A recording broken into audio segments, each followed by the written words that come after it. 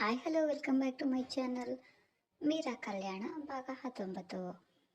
ಮೀರಾ ಅರ್ಚಕರ ಹತ್ರ ಬಂದು, ಅರ್ಚಕರೇ, ಈ ಹರಕೆಯನ್ನ ನಾನು ಮಾಡ್ತೀನಿ ಎಂದು ಮೇಲೆದ್ದು ನಿಂತವಳನ್ನ ಕಂಡ ಹೇಮಾ ಅವರಿಗೆ ಅವಳ ಮಾತುಗಳನ್ನು ಕೇಳಿ ಆಶ್ಚರ್ಯ ಆಯಿತು.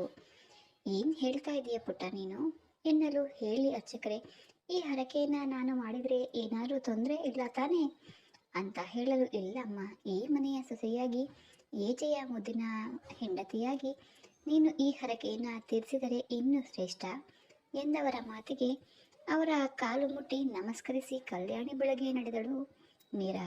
ಅರ್ಚಕರೇ, ಈ ಹರಕೆಯನ್ನು ಮಾಡಿಕೊಂಡಿದ್ದು ನಾನು.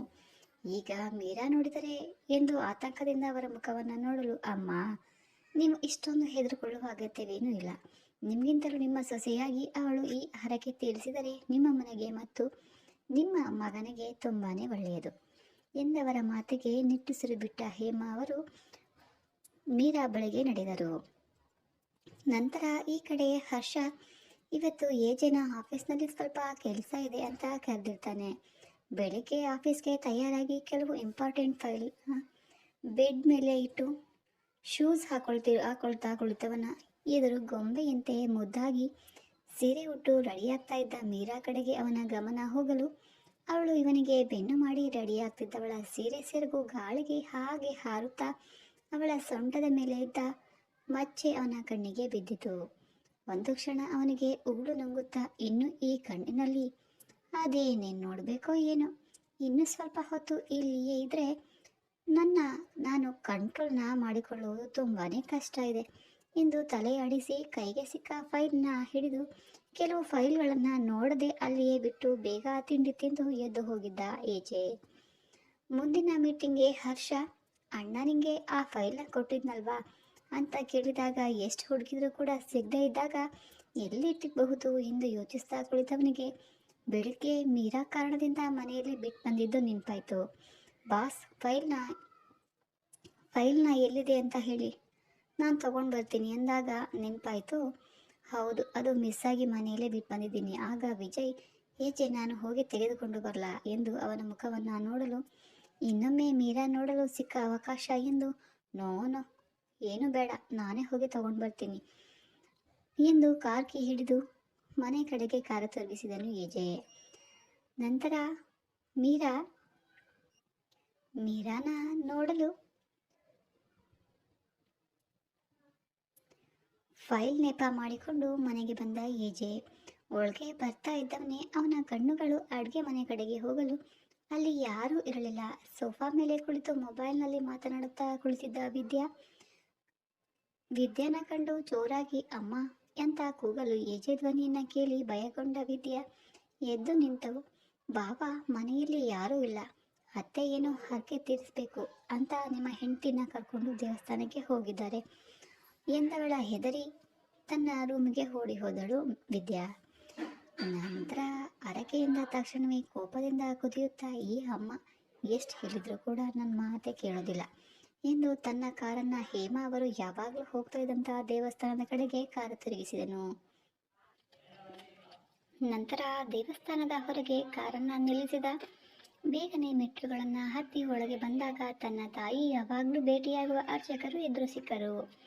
ತನ್ನ ತಾಯಿ ಮತ್ತು ಹೆಂಡತಿಗಾಗಿ ಸುತ್ತಲೂ ಕಣ್ಣಾಡಿಸುತ್ತಾ ನಿಂತವನ ಬಳಿಗೆ ಬಂದ ಅರ್ಚಕರು, ಓ ಅಮ್ಮು, ಏನಪ್ಪ, ನಿನ್ನ ತಾಯಿ ಮತ್ತು ಹೆಂಡತಿಯನ್ನ ಹುಡ್ಕೊಂಡು ಬಂದ್ಯಾ ಎನ್ನಲು, ಹೌದು, ಎಲ್ಲಿಯವರು? ಈ ಅಮ್ಮನಿಗೆ ಎಷ್ಟು ಹೇಳಿದ್ರು ಕೂಡ, ಬುದ್ಧಿ ಹೇಳಿದ್ರು ಕೂಡ ಅವರು ಅಷ್ಟೇನೆ. ಈ ವಯಸ್ಸಲ್ಲಿ ಎಂಥ ಹರಕೆ ತೀರಿಸಲು ಇಲ್ಲಿಗೆ ಬಂದಿದ್ದಾರೆ, ಎಲ್ಲಿಯವರು ಎಂದು ಕೋಪದಿಂದ ಸುತ್ತ ನೋಡುತ್ತಾ ನಿಂತವನ ಮಾತಿಗೆ ನಗುತ್ತಾ, ಅಮ್ಮೋಗ್, ನಿನಗೆ ಇದರಲ್ಲೆಲ್ಲ ನಂಬಿಕೆ ಇಲ್ಲ ಅಂತ ಬೇರೆಯವರ ನಂಬಿಕೆಗಳ ಬಗ್ಗೆ ಯಾಕೆ ಹೀಗೆ ಮಾತಾಡೋದು? ಎಷ್ಟು ಸರಿ ಹೇಳು? ಅವರವರ ಭಕ್ತಿ ಅವರವರ ಮನಸ್ಸಿಗೆ ಬಿಟ್ಟಿದ್ದು ಎಂದು ನಗುತ್ತಾ ಅವನ ಮುಖವನ್ನು ನೋಡಲು, ಅರ್ಚಕ್ರೇ, ಇನ್ನೊಂದು ದಿನ ಫ್ರೀಯಾಗಿದ್ದಾಗ ಬಂದು ಇದನ್ನೆಲ್ಲ ಕೇಳಿಸ್ಕೊಳ್ತೀನಿ. ಈಗ ಸರಿ, ಅಮ್ಮ ಎಲ್ಲಿ ಹೇಳಿ ಎಂದು ಕೋಪದಿಂದ ಕೇಳಲು, ಅಮ್ಮು, ನೀನು ತಿಳಿದಿರುವಂತೆ ಈ ಹರಕೆ ಮಾಡಿಕೊಂಡಿದ್ದೇನೋ ನಿಮ್ಮಮ್ಮ ತಾಯಿನೇ. ಆದರೆ ಈಗ ಅವರ ಪರವಾಗಿ ಅವರ ಹರಕೆಯನ್ನು ನಿನ್ನ ಹೆಂಡತಿ ತೀರಿಸ್ತಾ ಇರೋದು. ಹೋಗು, ಅಲ್ಲಿ ಕಲ್ಯಾಣಿ ಬಳಿ ಇದ್ದಾರೆ ಎಂದು ಮುಂದೆ ಮಾತನಾಡಲು ಹೋದವರ ಮಾತುಗಳನ್ನು ಕೂಡ ಕೇಳಿಸಿಕೊಳ್ಳದೆ ಕಲ್ಯಾಣಿ ಬಳಿಗೆ ಓಡಿದನು. ಕಲ್ಯಾಣಿ ಬಳಿಗೆ ಬಂದ ಹೇಮಾ ಅವರು, ಮೀರಾ, ಬೇಡ ಪುಟ್ಟ, ನಿಂಗೆ ಇದೆಲ್ಲ ಅಭ್ಯಾಸ ಇರೋದಿಲ್ಲ. ನಾನು ಮಾಡಿಕೊಂಡ ಹರಕೆಯನ್ನು ನಾನೇ ತೀರಿಸುವೆ ಎಂದು ಎಷ್ಟು ಹೇಳಿದರೂ ಕೂಡ ಹೇಮಾ ಅವರ ಮಾತಿಗೆ ಕಿವಿಗೊಡದೆ ಕಲ್ಯಾಣಿಯಲ್ಲಿ ಮುಳುಗಿ ಬಂದವಳು ಒದ್ದೆ ಬಟ್ಟೆಯಲ್ಲಿ ದೇವಸ್ಥಾನದ ಸುತ್ತ ಉರುಳಲು ಶುರು ಮಾಡಿದ್ಲು. ಅವಳ ಹಿಂದೆಯೇ ಹೇಮಾ ಅವರು ಕೂಡ ನಡೆದರು. ದೇವಸ್ಥಾನದ ಮುಂದೆ ಒದ್ದೆಯಾಗಿ ಉರುಳ್ತಾ ಬರ್ತಾ ಇದ್ದ ಮೀರಾ ಹಿಂದೆ ಸೀರೆ ಸರಿಯುತ್ತಿರುವ ಅವಳ ಸೀರೆಯನ್ನ ಸರಿಪಡಿಸುತ್ತಾ ಬರ್ತಾ ಇದ್ದ ಹೇಮಾ ಅವರನ್ನ ಕಂಡು ಏಜೆಗೆ ತನ್ನ ತಾಯಿ ಮಾಡಿಕೊಂಡ ಹರಕೆಯನ್ನು ಕಂಡು ಆತಂಕವಾಗಿತ್ತು. ಈ ಅಮ್ಮನಿಗೆ ಈ ವಯಸ್ಸಿನಲ್ಲಿ ಇಂಥ ಹರಕೆ ಅದು ಹೇಗೆ ತೀರಿಸುತ್ತಾ ಇದ್ರು?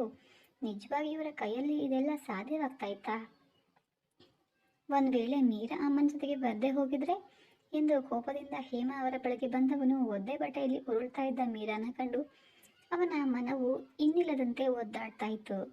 ತಕ್ಷಣವೇ ಅವನ ಹೆಜ್ಜೆಗಳು ಅಲ್ಲಿಯೇ ನಿಂತು ಬಿಟ್ಟವು. ಬೇಡ ಬೇಡ, ಮಧ್ಯೆ ಹೋಗಿ ಅವರಿಗೆ ತೊಂದರೆ ಕೊಡೋದು ಬೇಡ ಎಂದವನು ಅವರಿಗೆ ಮರೆಯಾಗಿ ನಿಂತು ಇವರ ಕಡೆಗೆ ನೋಡುತ್ತಲೇ ನಿಂತಿದ್ದ. ಹಾಗೆ 9 ಸುತ್ತು ಉರುಳು ಸೇವೆಯನ್ನು ಸಲ್ಲಿಸಿದ ನಂತರ ನಿಧಾನವಾಗಿ ಮೇಲೆ ಏಳಲು ಹೋದವಳಿಗೆ ಸಾಧ್ಯವಾಗ್ತಾ ಇರಲಿಲ್ಲ ಎದ್ದು ನಿಂತುಕೊಳ್ಳಲು. ಮೀರಾ, ಹುಷಾರು ಪುಟ್ಟ ಎಂದು ನಿಧಾನವಾಗಿ ಅವಳ ಕೈ ಹಿಡಿದು ಇಳಿಸಲು ಹೋದವರ ತಡೆದ ಏಜೆ ನಿಧಾನವಾಗಿ ಅವಳನ್ನ ತನ್ನ ತೋಳುಗಳಲ್ಲಿ ತೆಗೆದುಕೊಂಡನು.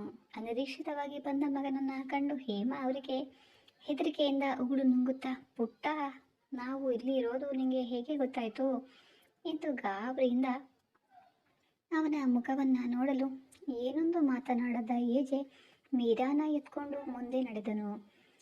ನಂತರ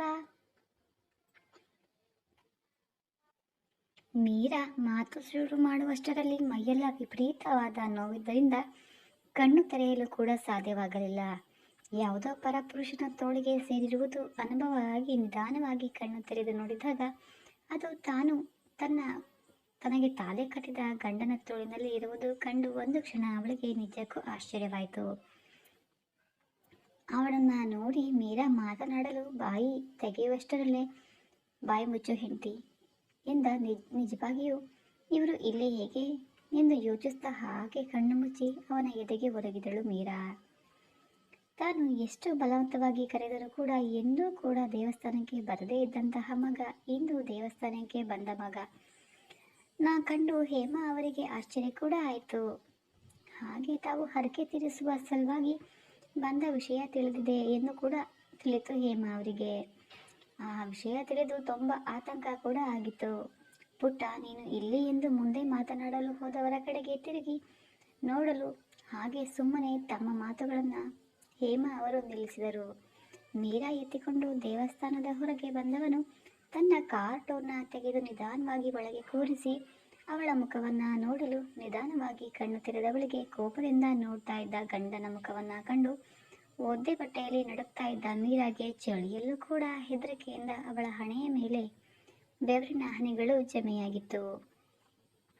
ಹಾಗೆ ಅವರ ಹಿಂದೆಯೇ ಬಂದ ಹೇಮಾ ಅವರು ಅದು ಇದು ಎಂದು ಮುಂದೆ ಮಾತನಾಡಲು ಹೋದವರನ್ನ ತಡೆಯುತ್ತಾ, ಅಮ್ಮ, ನಿಮ್ಮನ್ನ ನೀವು ಏನು ಅಂತ ಅಂದ್ಕೊಂಡಿದ್ದೀರಾ?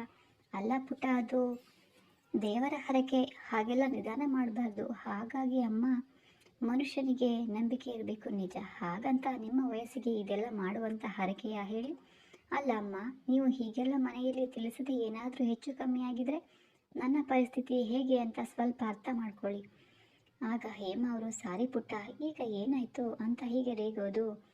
ಆಗ ನನ್ನ ಬದಲಾಗಿ ಪಾಪ ಈ ಮಗು ಹರಕೆ ತೀರಿಸಿದೆ, ಆಗೋದೆಲ್ಲ ಒಳ್ಳೆಯದಕ್ಕೆ. ನೋಡು, ಸುಮ್ಮನೆ ಇಲ್ಲಿ ನಿಂತ್ಕೊಂಡು ಎಲ್ರಿಗೂ ಕೇಳು ಹಾಗೆ ಕೂಗಾಡೋದು ಬೇಡ, ನಡಿ ಅಂತ ಕರ್ಕೊಂಡು ಬಂದರು ಹೊರಗಡೆ. ನಂತರ ಹೊರಗೆ ಬಂದವನು ತನ್ನ ಕಾರ್ ಡೋರನ್ನು ತೆಗೆದು ನಿಧಾನವಾಗಿ ಒಳಗೆ ಮೀರಾಳನ್ನು ಕೂರಿಸಿ ಅವಳ ಮುಖವನ್ನು ನೋಡಲು ನಿಧಾನವಾಗಿ ಕಣ್ಣು ತೆರೆದವಳಿಗೆ ಕೋಪದಿಂದ ನೋಡ್ತಾ ಇದ್ದ ಅರ್ಜುನ್ ಮುಖವನ್ನು ಕಂಡು ಒದ್ದೆ ಬಟ್ಟೆಯಲ್ಲಿ ನಡುಕ್ತಾ ಇದ್ದ ಮೀರಾ ಮತ್ತೆ ಅವನ ಮುಖವನ್ನು ನೋಡಿ ಚಳಿಯಲ್ಲೂ ಕೂಡ ಬೆವರಿನ ಹನಿಗಳು ಅವಳ ಹಣೆಯ ಮೇಲೆ ತೊಟ್ಟಿಕಲು ಶುರು ಮಾಡಿತ್ತು. ಈ ವಿಡಿಯೋ ನಿಮಗೆಲ್ಲ ಇಷ್ಟ ಆಗಿದೆ ಅಂತ ತಿಳ್ಕೊತೀನಿ. ಮೀರಾ ಹೆದರುತ್ತಾ ಇದ್ದಾಳೆ ಅನ್ನೋದು ಕೂಡ ಏಜೆಗೆ ಗೊತ್ತಾಗ್ತಾ ಇದೆ. ಈ ಕತೆ ಮುಂದುವರಿಯುವುದು. ದಯವಿಟ್ಟು ಇನ್ನು ಕೂಡ ಯಾರು ನಮ್ಮ ಚಾನಲ್ನ ಸಬ್ಸ್ಕ್ರೈಬ್ ಮಾಡಿಲ್ಲ, ಪ್ಲೀಸ್ ಈಗಲೇ ಹೋಗಿ ಸಬ್ಸ್ಕ್ರೈಬ್ ಮಾಡ್ಕೊಳ್ಳಿ. ಹಾಗೆ ಲೈಕ್ ಮಾಡಿ ಮತ್ತು ಶೇರ್ ಮಾಡಿ. ನಿಮ್ಮ ಅನಿಸಿಕೆ ಅಭಿಪ್ರಾಯಗಳನ್ನು ಕಮೆಂಟ್ ಮೂಲಕ ತಿಳಿಸಿ. ಮತ್ತೆ ಸಿಗೋಣ ಮುಂದಿನ ವಿಡಿಯೋದಲ್ಲಿ. ಧನ್ಯವಾದಗಳು.